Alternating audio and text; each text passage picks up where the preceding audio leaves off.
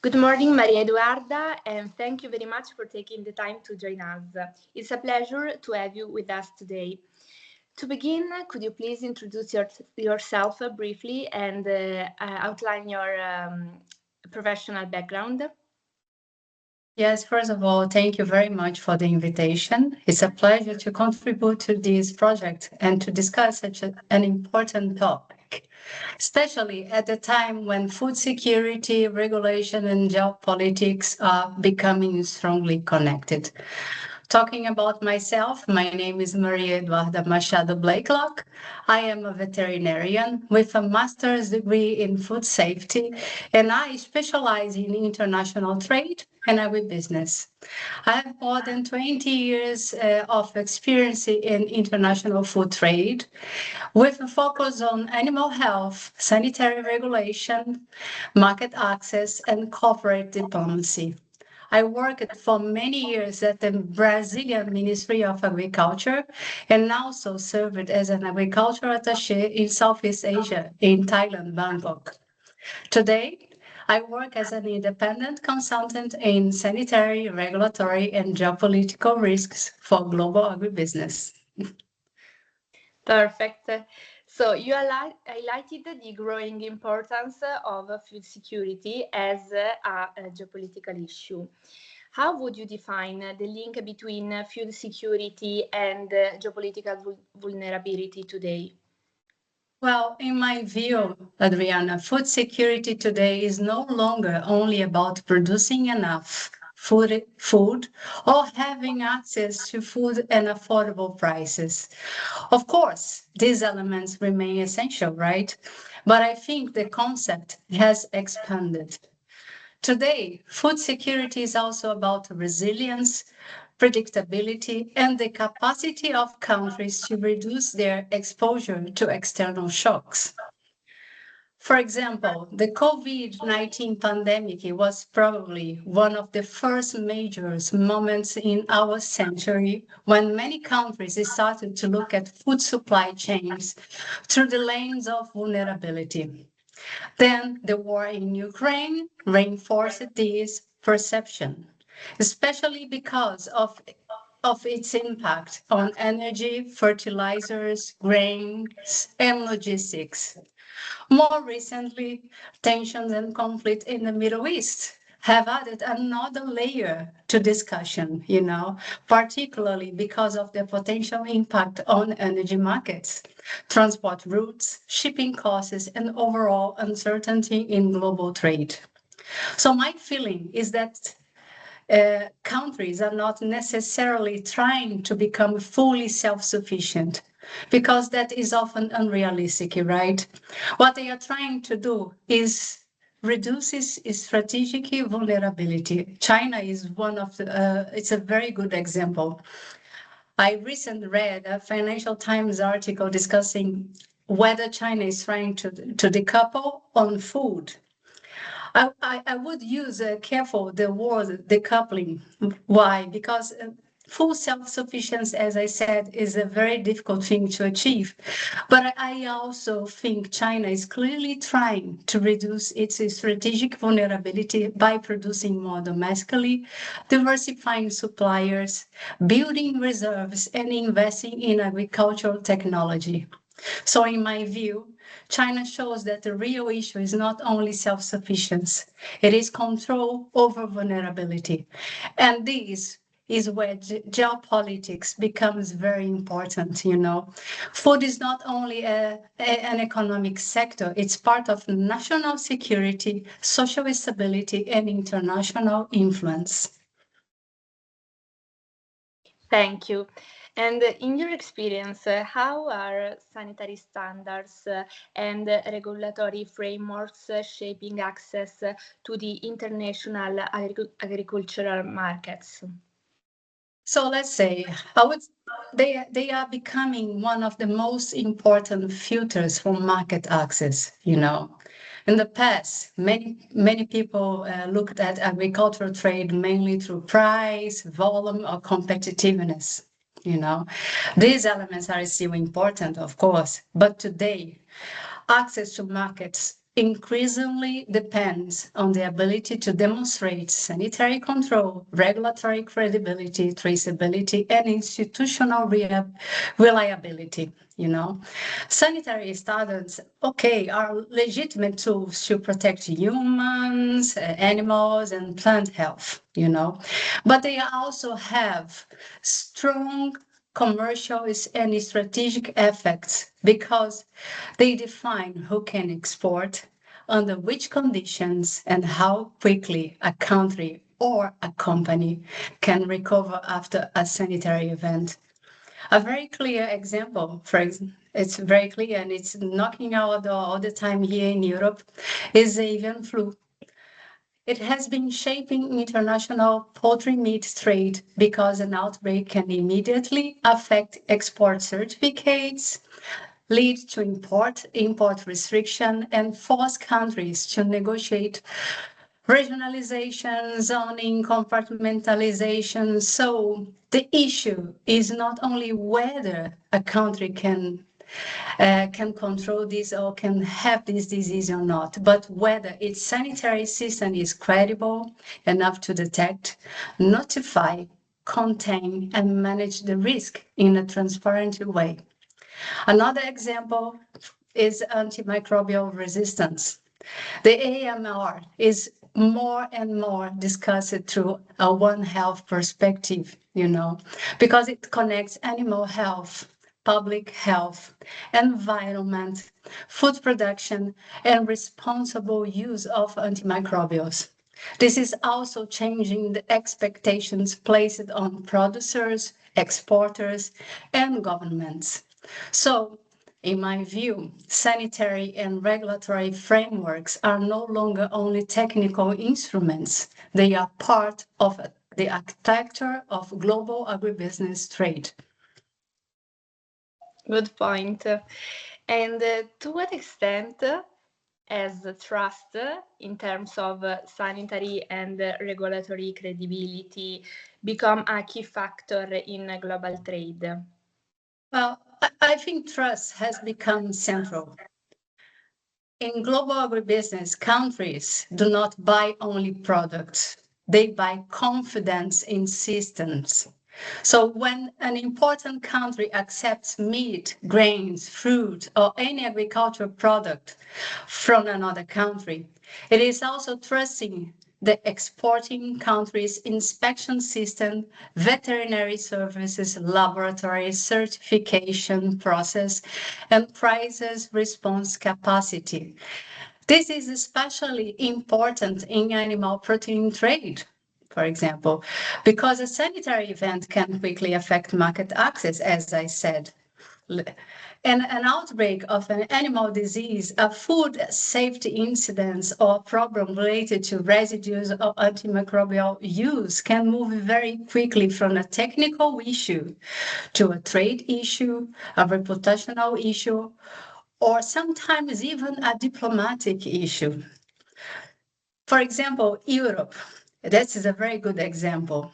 It is highly regulated market, and European consumers are very attentive to what they put on their plates.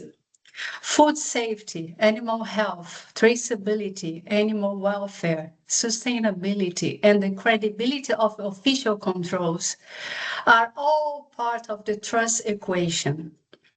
So in this kind of market, trust is not only built between governments, it is also built with consumers, regulators, retailers, companies, and society. In highly regulated markets, credibility becomes part of the product's value. In that sense, trust is not abstract. It is built through transparency, consistency, traceability, reliable veterinary services, and credible institutions. And more, regulatory credibility can be as important as productivity capacity. Okay, and how are countries adapting their strategies to reduce exposure to external shocks in global food systems? Well, my perception is that countries are using a combination of strategies. Some are trying to increase domestic productions when possible. Others are diversifying suppliers, building the strategic stocks, investing in traceability, strengthening border controls, and reviewing importing requirements. There is also a growing concern with dependency, of course, not only dependence on food imports, but also on inputs, fertilizers, energy, logistic, and specific trade routes. China is a good example of this broader movement, not necessarily seeking full self-sufficiency, as I said before, but reducing vulnerability through domestic production, supplier diversification, strategic reserves, and stronger control over food supply chains. So the strategy is not only about producing more food domestically, it is about building more resilient food system. And for that, you will need more confidence. And of course, regulation becomes a tool of resilience. Countries want to know where food comes from, how it was produced, what sanitary risks are involved, and whether the exporting system can be trusted. And from a business perspective, how should companies anticipate and manage sanitary, regulatory, and geopolitical risk?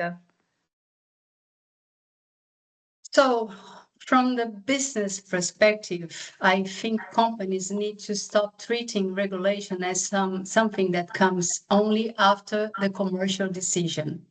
This is a mistake, you know. In a global agribusiness, regulation should be part of a strategy from the beginning.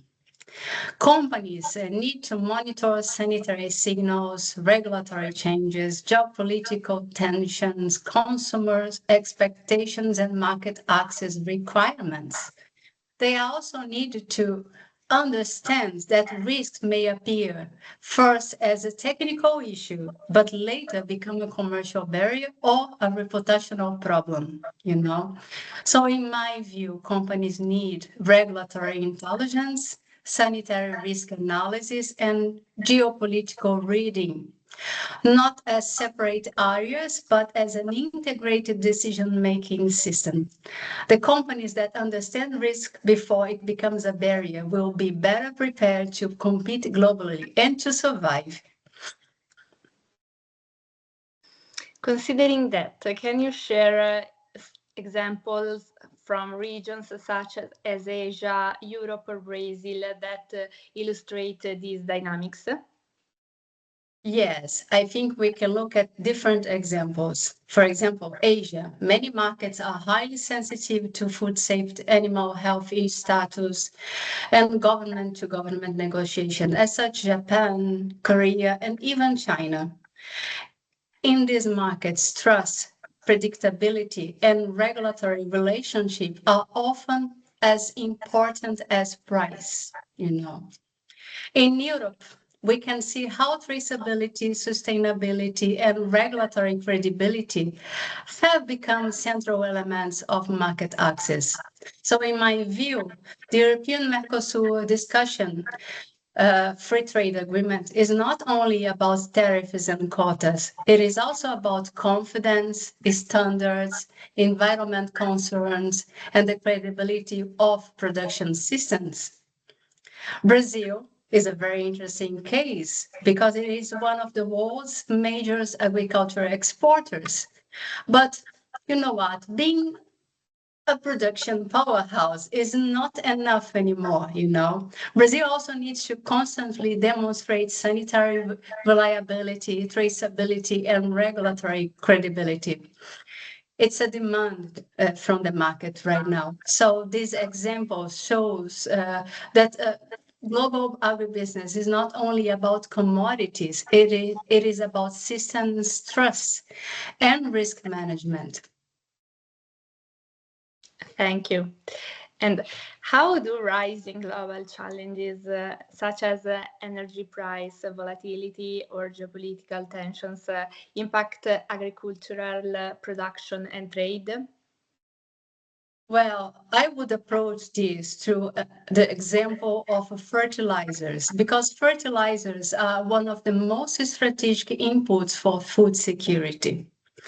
They are directly connected to agricultural productivity.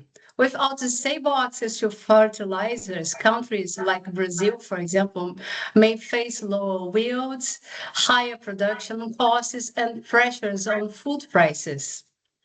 Energy price volatility is important here as well, not only because it can affect production and transport costs, but because it creates uncertainty around critical agricultural inputs.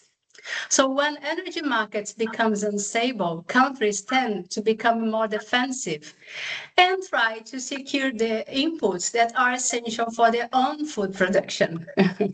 So the war in Ukraine, for example, made this very clear, especially in relation to grains, logistics, energy, and fertilizers as well. More recently, the tensions in the Middle East, have added another layer of uncertainty around energy markets and transport routes.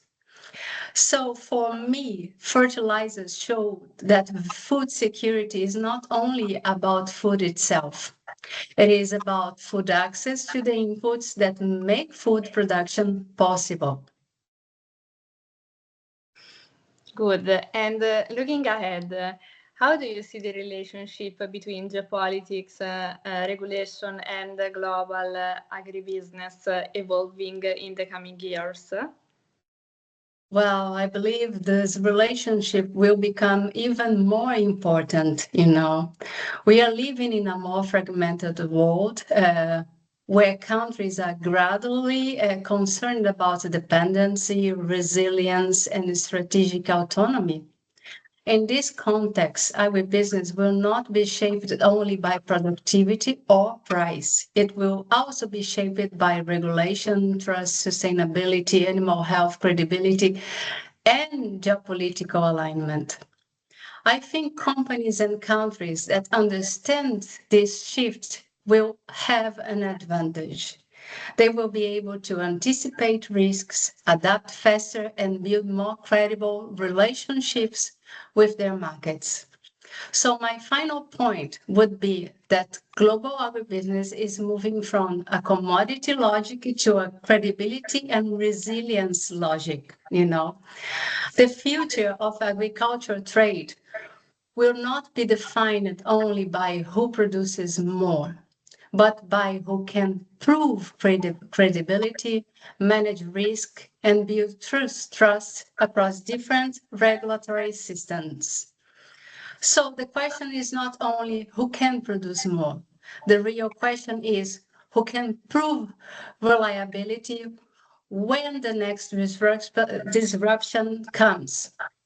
So are we preparing agribusiness only to produce more or also to remain trusted when the next crisis arrives?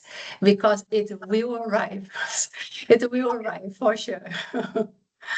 So thank you. Thank you so much. Thank you. Thank you very much, Maria Eduarda, for your time and for sharing your valuable insight with us. We truly appreciate your contribution. Thank you so much. Thanks so much, Adriana. It was a pleasure to be here and to be part of this. I hope I can help you. I can help others to understand better this subject because I think it's quite important. Of course. Thank you. Thank you so much.